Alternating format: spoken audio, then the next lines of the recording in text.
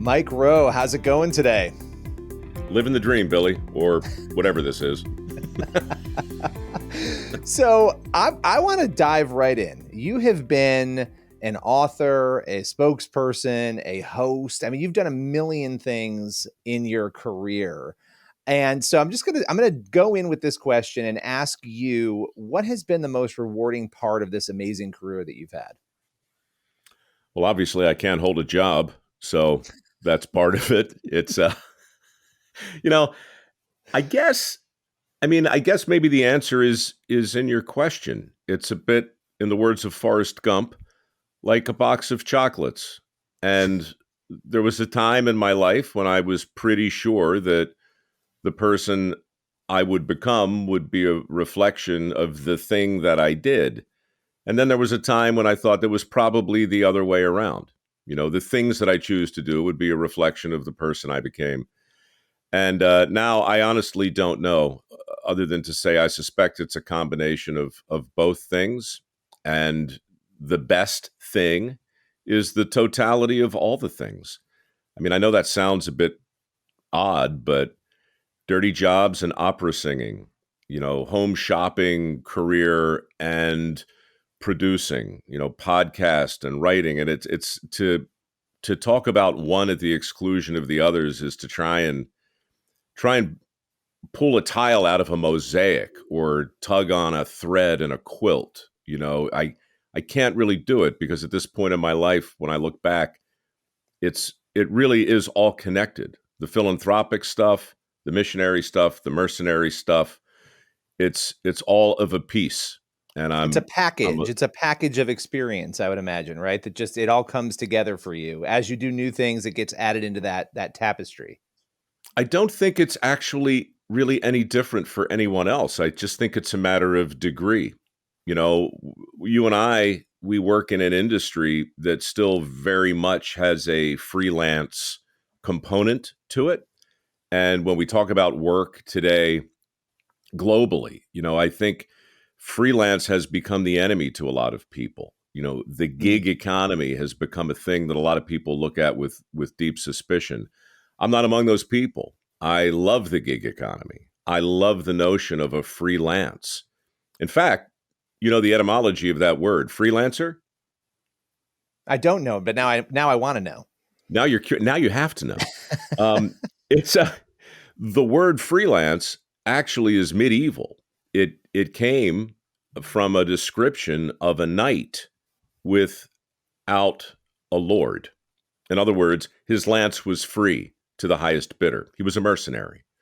And approaching work with that state of mind, for a lot of people, is just fundamentally unnerving. I always liked it. I liked the idea of eating what I killed, and I liked the notion of having lots of little jobs and doing as many different things as I could, all related in some way, one to the next, but also each disparate and its own thing. That makes some people anxious. It makes me comfortable. I was just saying, I think it's a thing about being comfortable and making sure that you're safe, right? So people want to be safe, so they kind of stay at a place where they have one job and they want to cling on to that, which I get. But there's something, I mean, you look at your career and you've done all these amazing things and they've all sort of come together and taught you different things, I would imagine, along the way. But I have to ask you about your childhood. Like, what did you want to be when you were a kid? Did you have something specific that you wanted to do? Oh, yeah. No, I had quite the plan when I was a kid. I was going to follow in my grandfather's footsteps. Carl Noble dropped out of school in the 7th grade when he was very young in the early 1920s, went to work. By the time he was 30, he was a plumber and a steam fitter and a pipe fitter and a mechanic. He's a guy who could build a house without a blueprint. I was sure I was going to follow in his footsteps. And it took a while for me to realize that the handy gene, is recessive, and the many gifts that were bestowed upon him, I simply didn't get. I mean, I wasn't completely incompetent. It's just none of what came so naturally to him came easily to me, and Right. so, I had a real kind of an existential crisis when I was 17, and I realized I would not be following in his footsteps. I was not going to be a tradesman, but he was a very smart guy. He pulled me aside one day after I messed up. I was his apprentice basically, and we were working on a foundation one day, pouring concrete, and I got the mix all wrong. And he said, "Look, Mike, you want to be a tradesman? You can be a tradesman. Just get a different toolbox because this is not the world for you." Uh, so yeah, when I left high school, I went out to get a new toolbox and to think entirely differently about how I might make a living. And, I have to pause. I want to talk more about sort of your journey from there, but I have to ask about your childhood because a couple of years ago, your mom, Peggy, I had you both on the podcast, and it was really interesting getting to talk with her. She's a riot. She's a lot of fun, and getting to talk with you guys together. But what was your childhood like? Just so people get a chance to kind of know you a little bit more. Take us through your childhood. I was privileged. I was a privileged kid, but not in the way that that word has come to be defined today. I was privileged because I grew up on some land. We didn't own it, but we had exclusive access to about 5 or 6 acres of government land that had been sequestered by the off ramp of a nearby interstate on one side and a babbling brook on the other. There were 40 or 50 acres of woods behind the little house that I grew up in. My parents, to this day, are still in love, and their love for each other was obvious to my brothers and I as they raised us. We knew we were important to them. We knew they loved us, but there was no doubt in my mind that in terms of hierarchy, my dad loved my mom first, and then the kids. And that's a gift. A lot Yeah. of people don't have that today as kids. I was privileged because my grandfather, who I just mentioned, and my grandmother, they lived not 100 yards from us. There were just two houses up on this secluded hill in Baltimore County where we had a stable and we had horses and we had barnyard animals and we had a woods to explore and freedom. My earliest memories as a kid being not my earliest memories, but from 7, 8, 9, 10, all the way up into my mid teens, I didn't realize we were 3 miles from the city line in Baltimore Hmm. City. I thought I was Huck Finn out in the middle of nowhere. There was a That's lot of awesome. nature. Yeah, and it was a strange thing. I wrote in my book, and my mom denies it to this day, but it's true. She told us that the distant sound of traffic on the off ramp of the interstate, a couple 100 yards away at the bottom of a hill filled with these pine trees. When I was a kid, she told us that was the sound of the ocean. Until one day an 18-wheeler hopped the guardrail and came halfway up the hill. And How that's did when that we come out of realized, the like, ocean? You're thinking. yeah, like, Mom, I don't think that's an ocean. But it was idyllic in the sense that they let us believe that we were living in a weird kind of Xanadu, a weird kind of natural paradise. I rode a horse to school, you know. So Wow. yeah, it was a magical sort of time that really allowed my brothers and I to use our imaginations and to experiment in ways that I think a lot of kids really don't get to today. So Yeah. there was a bit more to it than that, Billy. But in general, my childhood was this talk about a safe space. Another word that has come to mean something else. I had the safety and the security of knowing that my parents uh, loved me deeply, and then I had my grandparents right next door, literally reinforcing every lesson my dad would ever try to impart. He could simply point to my grandparents and say, see how it worked for them. And so I had two Wow. fathers and I had two mothers. And that was incredibly fortuitous for a kid Yeah. who was sure he was going to be one thing, but turned out to be something else. Well, and it's amazing. You talk about your parents' love and that baseline that so many kids. I mean, every kid needs that and that structure and having your grandparents there. And it was really amazing what you said about having two fathers and two mothers and that support.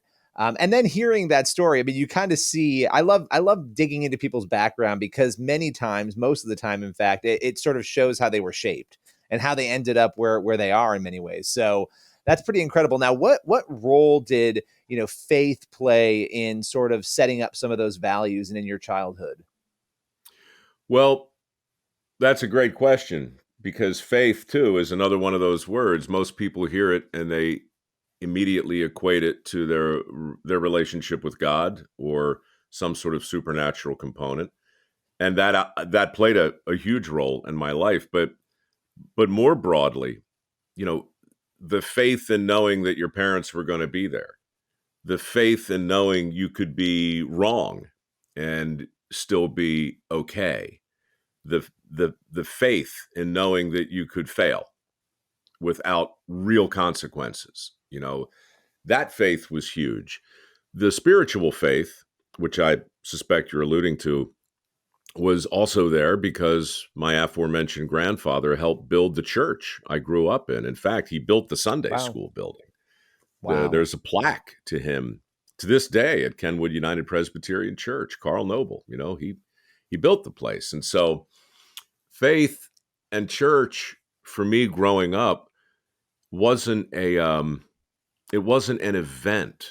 It wasn't a thing that was introduced to me. It was a thing that was just there. It was there like the stable had always been there. It was there like the well had always been there. You know, there were uh, there were Lenten dinners on Wednesday nights. I was in the Boy Scouts. Our troop met in the basement of the building my pop helped construct. There were flea markets and yard sales, and there were, so for me, church and the faith that came with it were as much a part of the community as anything else. So it wasn't like, Mm. oh, it's Sunday, time to go to church. Sometimes I went, sometimes I didn't. There wasn't a ton of pressure to do a thing around that day, but there was a huge assumption that you were going to be there for your friends who happened to also be at church, right? And so there was an integration, I guess, in the same way you asked earlier about the box of chocolates that became my career. Well, that was a box of chocolates growing up, and the church was Yeah. absolutely in that box. Yeah, it's a part for me. It was a very similar. It was just a part of life. It was a part of what you did. It was the norm for me. So my friends were there. It was just part of my life, and I think Yeah. that's incredible. And again, it speaks into who you are as a person and how that plays out. Now, the question a lot of people probably have, and it's a question I have for you. At some point, you mentioned being 17. You kind of have that existential moment of, okay, what am I going to do? Because things might not map out exactly as I thought they would. At some point, you end up in performance, right? You move into this arena that I think leads you onto the path that you've gone on. How did that happen? What was sort of your first moment of performing and speaking and entering into that world? Well, it was difficult for me because it was not a thing I aspired to do. I had a stutter for a lot of my youth up until I was 16, 17 years old. Wow. Um, Wow. but I went in that direction because my pop said get a different toolbox. And that simply to me meant that anything might be possible. And because I had a pretty strong upbringing in terms of don't be afraid to try stuff, I tried everything.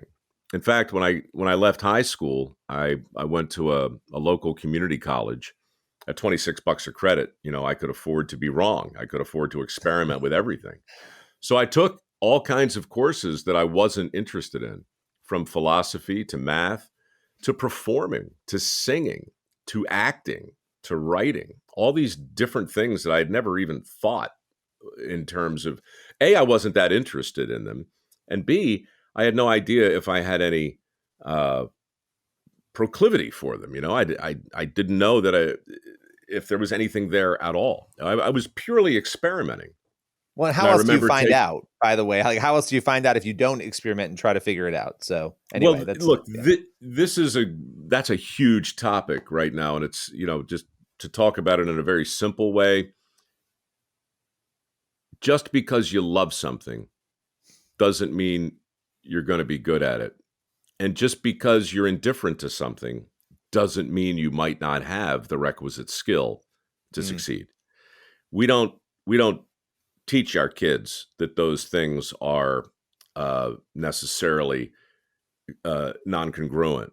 We mm, like the idea that, okay, if this is my dream, then I'm going to be blessed with the set of skills to allow my dream to come true. That's why people like Beyonce will say after winning her 10th Grammy, hey, for all you kids out there who are still struggling, follow your dream, stick with it.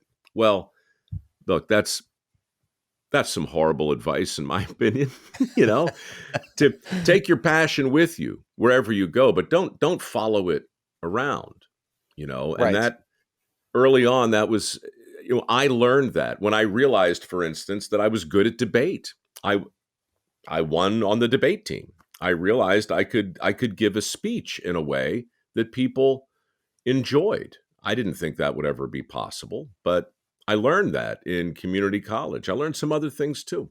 And so, yeah, I eventually got my toolbox together and thought, well, I'm going to pursue a career in an area that I've never really considered before, but I've gotten some decent feedback.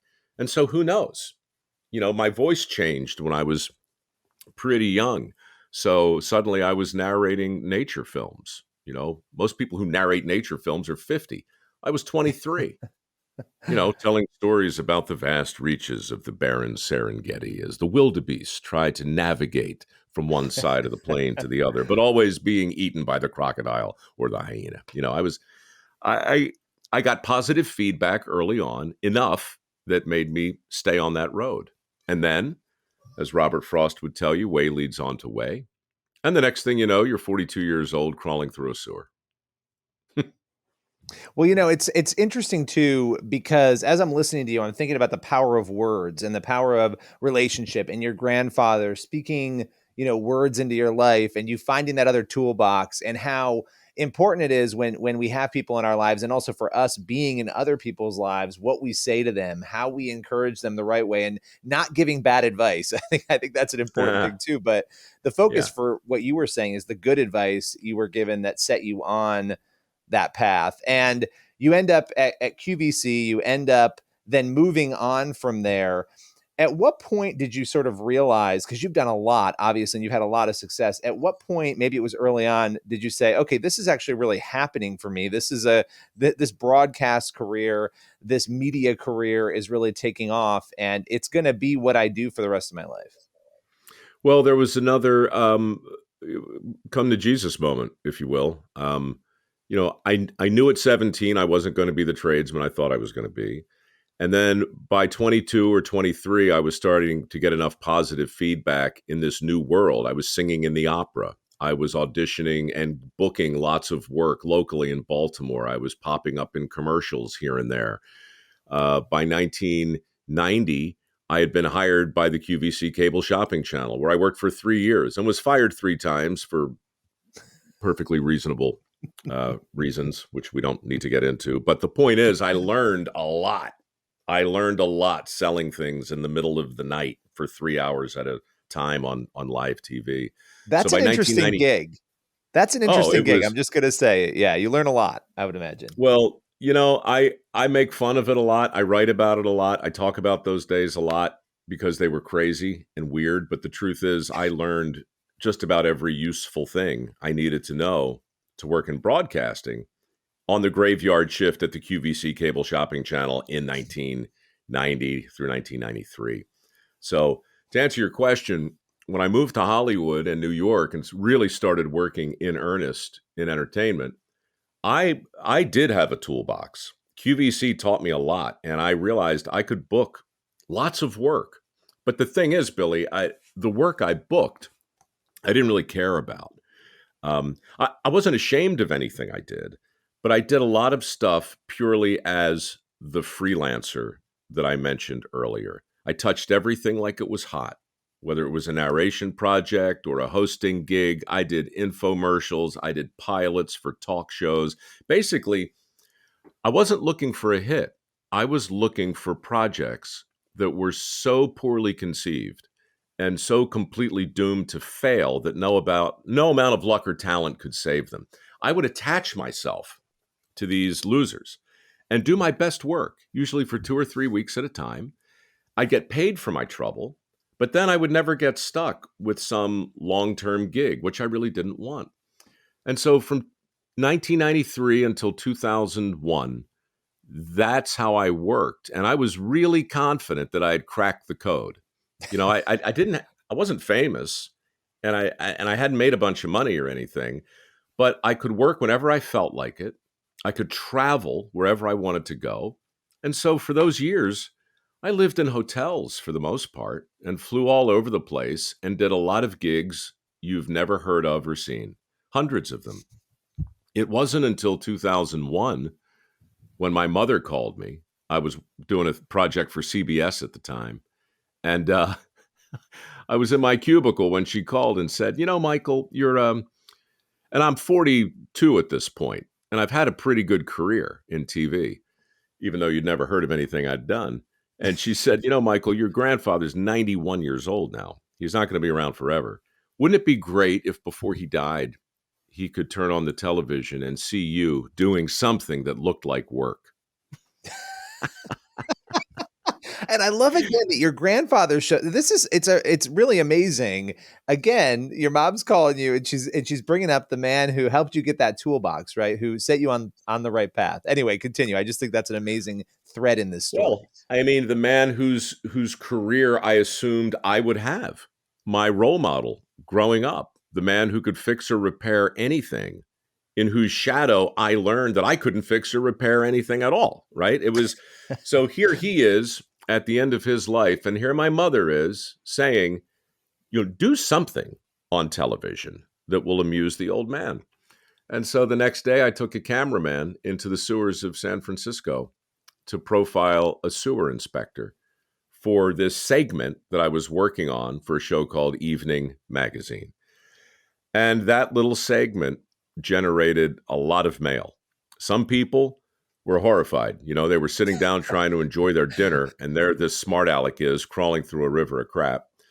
But other people, Billy, lots of other people sent me letters saying, wow, that was really interesting. But if you like that, you should meet my brother or my cousin, my uncle, my sister, my mom, my dad. Wait till you see what they do.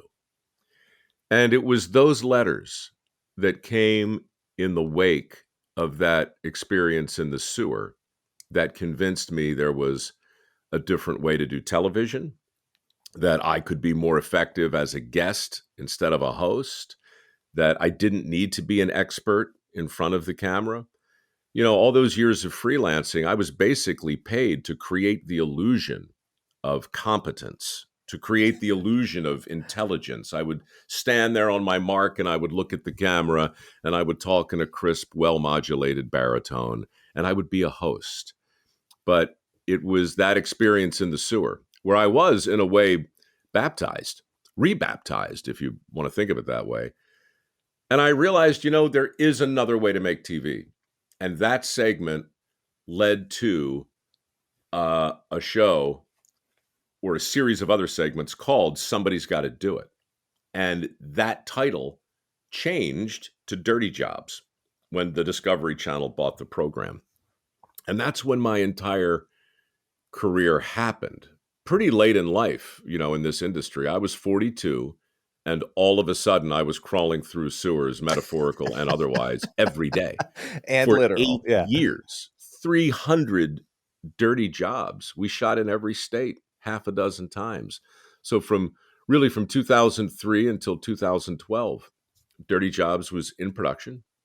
And I was this itinerant apprentice, this perpetual apprentice who just traveled the country like Caine walked in Kung Fu, waiting for the next job. And the jobs were always there. And so I guess really to answer your question in a concise way and to sum up, I I went to a community college for 2 years, then a university for a couple of years, but my actual education didn't really start until I crawled into the sewers of San Francisco and dirty jobs became a thing. And I went to work in earnest for the first time in my life. And how did your grandfather react to that after that call from your mom? Well, I don't know that he ever knew about that call. He was fading at the time and he was losing his sight, but he lived long enough to see me artificially inseminate a cow on dirty jobs. Well, And it's interesting because you obviously that series blew up. Your career has been huge and you are a celebrity, and it's, fascinating to me. You repeatedly have been called one of the most well-trusted celebrities. And when I saw that, I thought to myself, I wonder what you think about that. Why do you think you've resonated with people in that way? well, look, in the land of the blind, the one-eyed man is king, right? I mean, there's not a lot of people on TV that immediately make you go, "Oh yeah, I'll trust him. I'll trust her." I think a couple things happened. The very nature of dirty jobs required me to humble myself in ways that I had never imagined doing, especially on camera. I mean, my job on dirty jobs really is not to succeed, it's to try. And because I'm always a dilettante, because I'm always the apprentice, because I'm always on the job for the first day, I'm always going to look incompetent compared to the expert that we're profiling. So that was my job, right? It was not to appear haughty or informed or competent. It was to simply try. And when you see people trying and you see them vulnerable, well, I think it's easier to trust those people. And when you see somebody covered in somebody else's excrement as they're crawling through a sewer, part of your brain says, well, you know what? That guy's probably not going to lie to me. I mean, why would he? What could that guy possibly be selling? He's just trying to get through his day. So part of the reason people trusted me is because they felt sorry for me. The other reason is because I was associated at the time with a couple of really powerful brands. The Discovery Channel is the most trusted name in nonfiction. At least they were then. I think they still are today. I don't know, but I was the Discovery guy, Billy. I was hosting their Yeah. number one show. I was narrating Deadliest Catch, Bering Sea Gold, How the Universe Works, every nature show they did. So I was very closely associated with a trusted name, not just in media, but in nonfiction, which is another word for real. So I was seen as real. I was seen as vulnerable. I was closely associated with Discovery. And at the same time, I was doing hundreds of commercials for Ford. And I don't know if you remember, but in Oh, I 2000, remember. I remember those well, commercials well. well, the commercials were one thing, but the big thing was Alan Mulally, who was the CEO of that company, very famously rejected the bailout money. And when the auto industry was going down the tubes, he said to Congress, no, no, you guys keep your money. I'll keep my salary. If this company can't stand on its own, then we don't deserve to be in business. That comment from him got the Ford Motor Company maybe $1 billion in accidental positive PR. And that happened at the same time I started doing those commercials. So between brands like Ford and Discovery and the inherent vulnerability one assumes when one crawls through a sewer, uh, there were reasons to trust me, and I didn't realize how valuable that would become, and how much I didn't want to blow that. I didn't want to let anybody down. Once I realized I had that level of cachet in the industry, I wanted to do something with it, and that's why I started the foundation that I started, and that's to some degree why I still run the business I run today. Another thing that kind of goes along with this, there's so much chaos and division and consternation and all of that. And that we all know that. but you always seem to find a way to speak into it. I've even seen times where people have criticized you or come at you for something, and when you've chosen to respond, somehow you do it in a way that doesn't perpetuate or create more division. I don't know how you do this, but you speak into things that are very complicated in very complex and effective ways, but they don't feel complex, but they're definitely effective. How do you balance that and do that in a culture and a time where it's kind of difficult to do that for most people?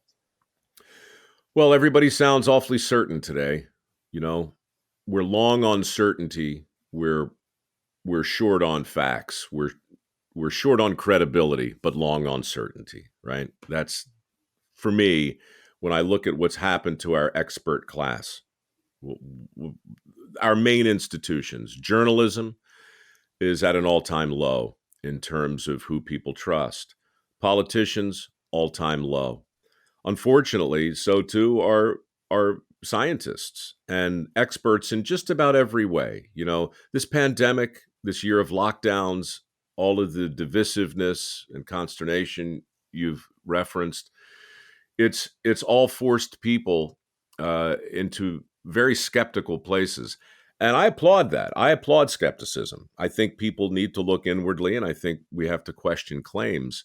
But to answer your question, the thing I try and do that I think feels a little different maybe than what most people do, especially when I'm, wading into a controversial topic, is start by saying, look, I could be wrong. I probably am. I've been wrong a lot in my life. I was wrong when I thought I was going to be a tradesman. I was wrong when I thought I was going to be a perpetual freelancer. I was wrong when I thought Dirty Jobs would be the last show I ever did. I was wrong when I thought I was a host. I turned out to be a guest. So understand that I'm not here because I know the answer, but I do have some beliefs, and I'll tell you why I believe what I believe. And if you find that persuasive, great.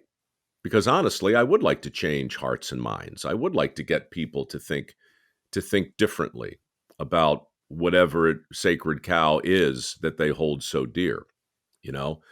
Um, and so I just try and set the table in a way that'll take a little air out of the tire because I do say some things that a lot of people find controversial. And I don't do it, there's nothing more tiresome than celebrities who need to tell you how they feel on every topic or want Right. you to believe as they believe or vote as they vote. I don't do that, but I do talk a lot about the nature of work and education because my foundation exists specifically to challenge some long held beliefs around the definition of what a good job is and the prevailing sentiment of what a good education is.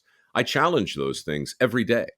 And consequently, when I say, for instance, that the best path for the most people isn't the most expensive path, it can't be. A 4-year degree can't be the best path for the most people.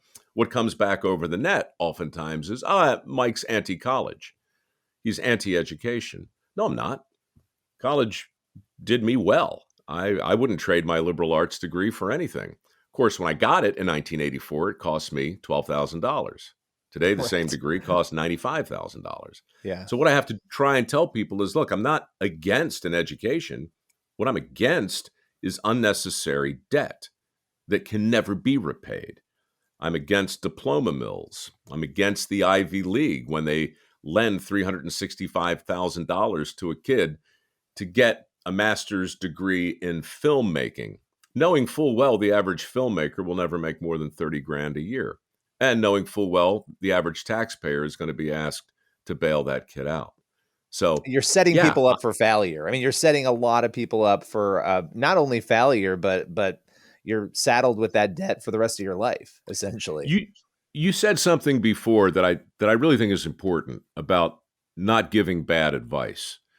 Um, I I'm very stingy with advice because I don't think there's really any such thing as good advice or bad advice unless you know exactly who you're talking to. Exactly who you're talking to, right? And I'm a broadcaster, so I never know exactly who I'm talking to. Like a politician, I'm talking to lots of people. So I'm very mindful of the fact that it's easy to go out there and say, don't waste your money on a college degree. Well, that's awful advice for a lot of people who would be well served by that degree. Likewise, it's it, it's wrong to simply say it. The bad advice, Billy, is cookie cutter advice. Mm. Any advice, and now here I'm about to give you some cookie cutter advice, but I believe this this is the only cookie cutter advice that's true. Cookie cutter advice is bad because once you say a thing as though it applies or pertains to all people equally, then surely you're running for office, because that's what politicians have to do. They have to say the thing that's going to resonate with the greatest number of people. But what that means is a lot of people who shouldn't hear this advice are going to hear it. And that's Mm. why, in part, we have $1.6 trillion in student loans on the books and over 9 million good jobs that are currently open that don't require a 4-year degree. That Mm. that advice regarding college has gone out so broadly that it's made its way to a lot of people who never should have heard it, you know? And Mm. so That's a good word. And I think, I think back to just your journey, everything we've talked about here. And you said something a little while ago that was interesting, that you thought initially Dirty Jobs would be your only show. You wouldn't have, another show. And it's like your whole journey has been a fascinating one. And of course, you have had plenty of other shows. Somebody's Got to Do It, which is now on Pure Flix, right. is another intriguing show. Take us through Somebody's Got to Do It. What's the show about? Give those who don't know a little bit of background. It was the next logical thing to do after Dirty Jobs, which Dirty Jobs we wrapped up in 2012. Not because we were done, just because we were tired. I mean, if I'm being honest, we did 300 jobs and we traveled all over the world. And I had kind of made my point, I thought. I wanted to do a show that my grandfather would recognize as work. And then I kept it going because the fans kept writing in saying, come here, come over here, do this, do that. It really was the fans' show. So that's the thing I fell in love with. It wasn't grime and slime and overtime. There's nothing magical about dirt, but there's a lot magical about people. And the lessons I learned from Dirty Jobbers as a group, I believe to be really valuable. So I wanted to go back out into the country and continue that journey. And so the next logical title was Somebody's Got to Do It. It kind of rhymes with Dirty Jobs when you think about it, but it's broader. So on Somebody's Got to Do It, rather than looking for people who weren't afraid to get dirty, I started looking for people who woke up agitated, right? People who just knew there was a better mousetrap and were determined to make one.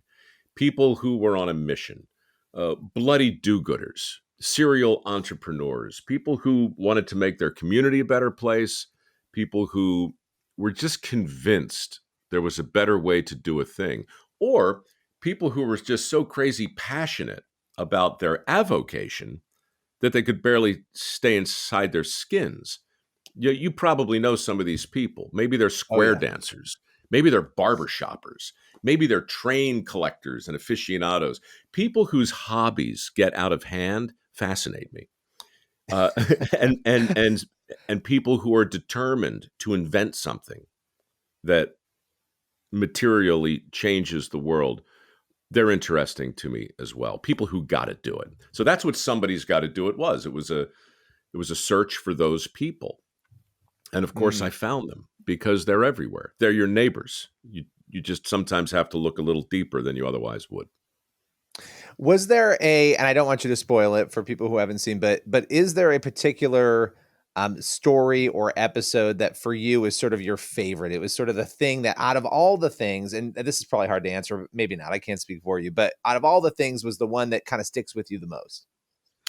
Yeah, it's a trick question for the same reason that if the box of chocolates answer is truly legit, then I can't answer your question. It's like Girl Scout cookies, tag-alongs or Thin Mints. Well, you don't really have to choose. You can get them both. I mean, I'm Um, going to choose Thin Mints though. If you're going to press me, put my feet to the fire, it's going to have to be Thin Mints. But yes, I agree. I understand. I met a woman in season 1. Her name was Lila, and she owned the weirdest museum I've ever been to, not far from Independence, Missouri, where Harry Truman grew up. It's called the Hair Museum. She collects hair from famous people. Abraham Lincoln's hair she's got. She got hair all through the ages, you know. How do And you at first I even? just I don't. How do you collect? Well, whatever. We'll watch the episode. I'm trying to figure out yeah. how do you procure hair. Where do you even go to do that? But Well, anyway, there was a time, Billy, when hair was like the equivalent of a modern day fingerprint, right? Hair was, a baby's hair. People just collected hair, and they kept it for all kinds of reasons. It was not nearly as creepy as it sounds today, 100 years ago. And this woman just has the definitive collection of famous people's hair. So wow. I just thought, she checked a lot of boxes for me. Who is she? Why does she have to do this? And is there anything we can learn from a serial hair collector? Well, as it turns out, quite a bit. Quite a bit. And so, yeah, we went to see her and had a great, weird time. And then a day later, I'm on a mission with a woman named Linda somewhere in Oklahoma to save the prairie dogs. And then a couple days after that, I'm in Las Vegas behind the scenes with the technical director of the most complicated Cirque du Soleil show ever put on, called Le Rêve, where I get a chance to scuba dive. It's a big water show, right? So we got a chance to look at that show from a completely different perspective by a guy who's just consumed by his passion for working on stage. And so, again, it's back to the same box of chocolates. But look, I think the bigger issue is I don't really do TV shows. This is something I realized not long ago after doing a show for Facebook called Returning the Favor. I've been doing the same show for 20 years. I just changed the title every 6 or 7 years, right? And my job, if I have one, is just to tap the country on the shoulder once in a while and say, hey, what about him? What about her? What about Gene Cruz, the sewer inspector? What about Lila, the hair lady? Look at what these people are doing for themselves and for their community, and ask yourself, do you want them as a neighbor? And if the answer is yeah, well, then that's the kind of person I'm looking to put on the television. This is incredibly fascinating. People can watch the show, watch season 1 on Pure Flix. And Mike, I got to tell you, I appreciate your time. It's always fascinating talking with you. And thanks for coming on today. Hey, man, you were very nice to my mom a couple years ago, who is now working on her 3rd book, 2-time New York Times bestselling author, completely upstaging her oldest son. Look at this. Look at this. She's now doing the job that she called you about. Look at this. She's out in front of everybody. Yeah. Your mom and dad were both teachers, right? Both educators? They were. Yeah, they're still living in Baltimore now, but yeah, they both taught public school. And amazing. We're both directly responsible for fostering a sense of curiosity in their kids. That's really how we should land this plane. You're either curious or you're not. And if you are curious, then things will fall into place, whether it's your vocation, your avocation, the type of education you get. Because we have something today that didn't exist when I was in college. We have this thing, right? And for your listeners, I'm holding up my cell phone right now, which is basically a handheld computer. It's basically a handheld computer, essentially. It's a time machine, man. It's a portal into 99.5% of all the known information in the world. Anybody anywhere now has access to that. So if you're blessed with a sense of curiosity, you will never be bored a day in your life. And dragging that sentiment into broadcasting, that's been my great privilege. I'm happy for the opportunity to have done it, and I'm glad Pure Flix picked up the first season of this show. People are going to love it, and there are more seasons out there. So, standing by. Appreciate your time. Anytime, Billy. Take care.